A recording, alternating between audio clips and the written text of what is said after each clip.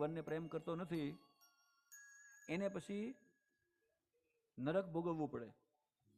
અને નરક ભોગવીને આવે પછી પાછો જન્મ કેમ થાય ને અહીંયા બતાવ્યું. અણુ ઉડતા હોય, એ અણુમાં એ કોઈ અન્નની ઉપર બેસી જાય,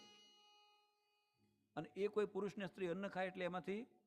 ઉત્તમ ધાતુ બને, અને ગર્ભાધાન થાય એટલે એક રાત્રિમાં એક કલાલ બને, 5 રાત્રિ થાય એટલે પરપોટા જેવું થાય, 10 રાત્રિ થાય એટલે પરપોટો બોર જેવો કડક થઈ જાય, 1 મહિનો થાય ત્યારે એને માંસપેશી મસ્તક બહાર આવે, 2 મહિનાનો ગર્ભ થાય એટલે હાથ પગ વગેરે નીકળે,